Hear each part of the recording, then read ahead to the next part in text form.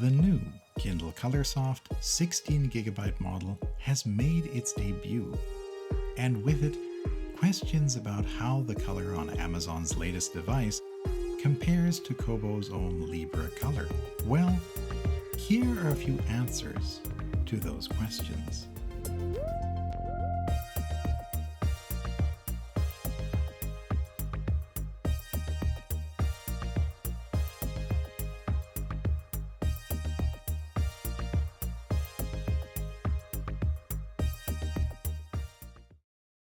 I barely got my Kindle Colorsoft set up before I jumped into a PDF, transferred to the device via Amazon's Send to Kindle service, got all excited to see what kind of new color experience I could expect from this device, and then this happened.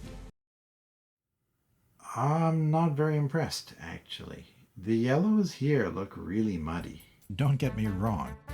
It's great we have a color Kindle at all, but this was a surprise after all the positive buzz I'd heard regarding how vivid the Kindle Colorsoft's colors could be.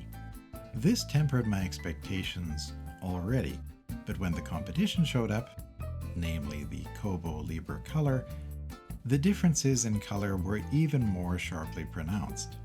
And the image on the Kobo Libra Colour was just so much more clear and bright.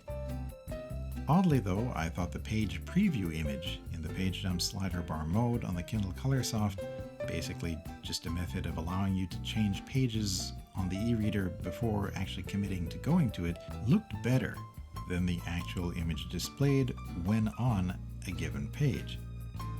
So I'm not entirely sure what's going on there. But okay, this was the standard color mode on the Kindle. So surely the vivid color mode on that device would make a big difference, right? There's still a vivid and... oh boy, trouble ahead.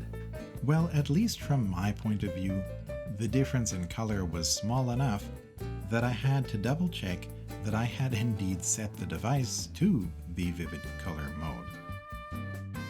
I'll just take a quick break here and note that if you've been following my recent color comparisons of the Kindle Colorsoft with various other color e-readers, you might be surprised by this.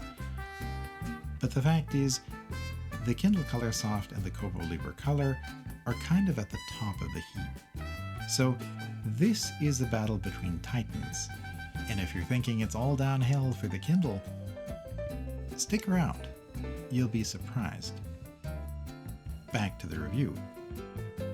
As my comparison tests went on, it became pretty clear that most images on the Kindle Colorsoft looked darker and more muddy than the same images displayed on the Kobo Libra Colour.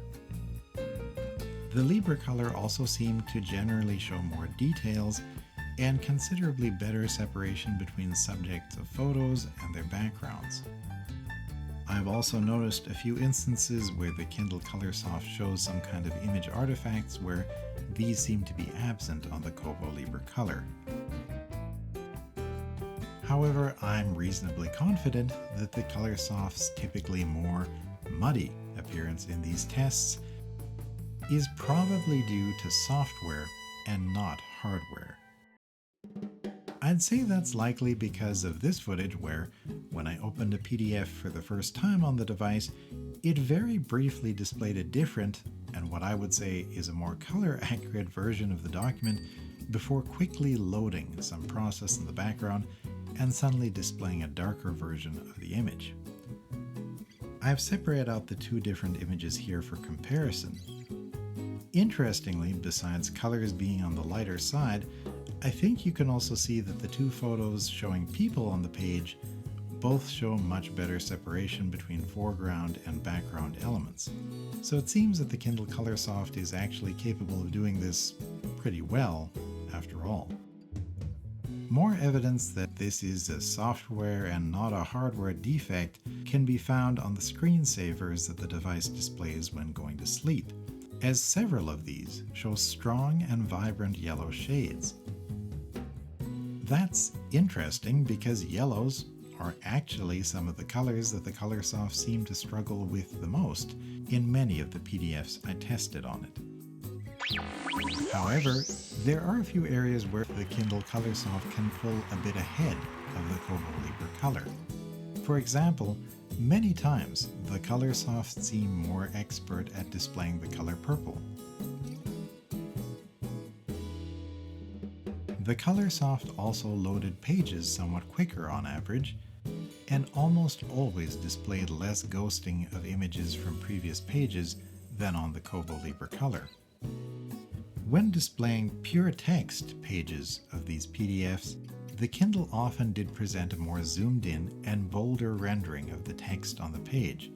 You can zoom in on the Kobo Libra Colour screen to roughly match the same size of text as on the Kindle, but the Kindle Colorsoft still often presents bolder text overall.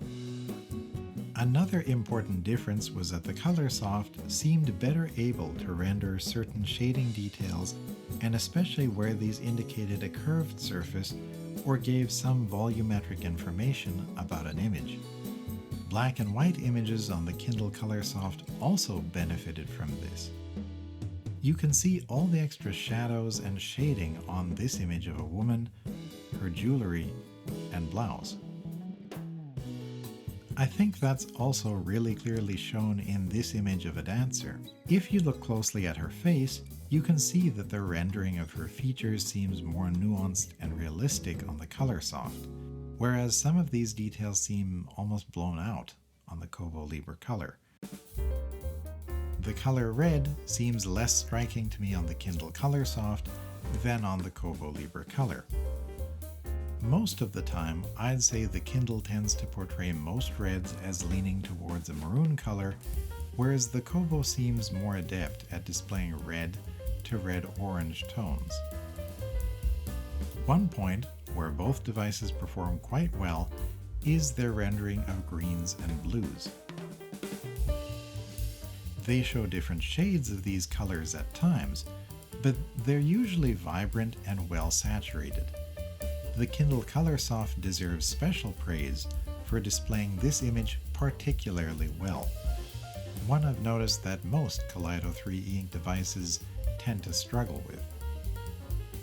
The performance of both devices stands in strong contrast to what I've seen so far on devices using Gallery 3 e-ink, like the remarkable Paper Pro. So I think that Kaleido 3 e-ink screens are still king of the hill where greens and blues are concerned. Everything you've heard up till now in this review is quite accurate, but there is actually one setting that can massively change the performance of the Kindle Colorsoft, and I don't think reviewers have done a good enough job letting people know about it. When viewing your PDFs on the Colorsoft, if you access the main menu and then the AA menu, in the Layout tab, you'll find the contrast settings. The PDF documents I sent to the device via Amazon's Send to Kindle service were all automatically set to a default of level 3 on this scale.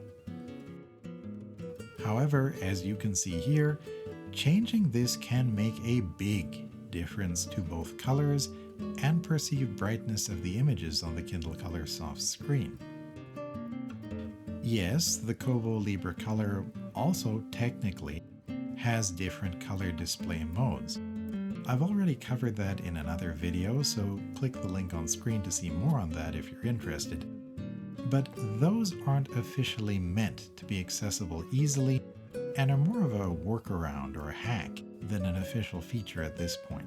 So basically, I consider the default color mode on the Kobo Libra Colour to be that device's only official color mode. The fact that the Kindle, at least on my device, was set to automatically display PDFs on contrast level 3 is a little baffling, and frankly, a bit of an own goal on Amazon's part, in my opinion. Most people probably won't jump into contrast settings automatically to tune the colors on the screen. I sure didn't. I can just hear some people questioning, well, Mr. Inktelligent, what about putting PDFs onto the Colorsoft via USB-C? That's a valid question, but I'm afraid the answer is if you put PDFs onto the Kindle Colorsoft via USB-C only, those PDFs do not display in color. Yes, I think this is awful.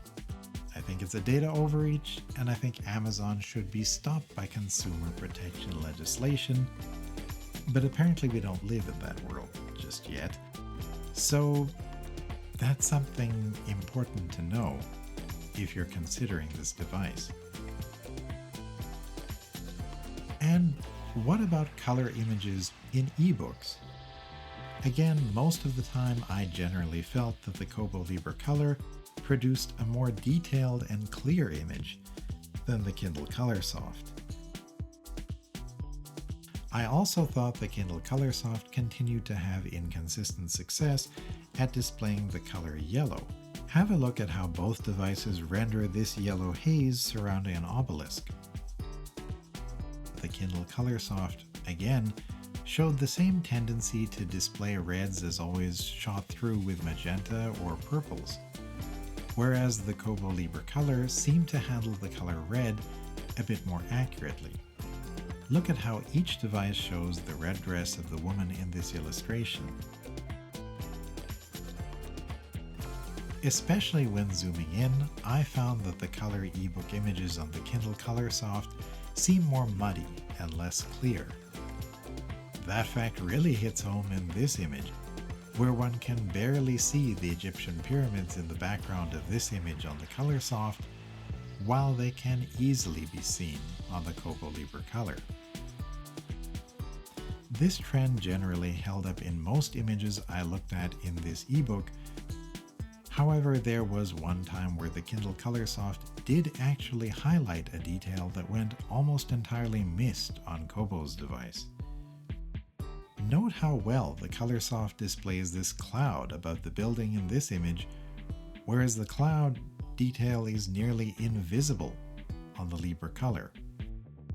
One other interesting detail is that, in my opinion, the Kindle Colorsoft did do a more impressive job at showing volumetric shading, or essentially shadows or color gradients that convey how three-dimensional something looks in an image.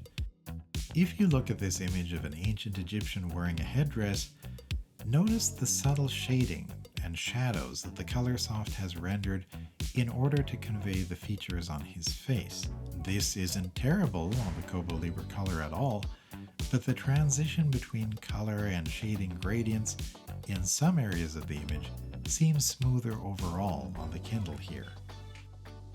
Those contrast settings I mentioned earlier aren't available in ebooks. The only option the Kindle gives you here is a font boldness setting. That certainly impacts font visibility on the page, but I haven't noticed any impact on color rendering when viewing images in ebooks. Here, you only have the system level standard or vivid color mode settings to change the look of the colors on the device. Hopefully that gives you an idea on where both devices stand in terms of color. Thanks for watching. If you liked this video, then why not give it a digital like? And subscribe for more Inktelligent videos like this one.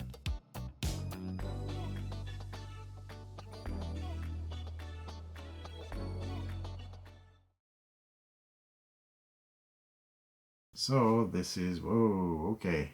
One last point here, and it is a point in favor of the Kindle Colorsoft.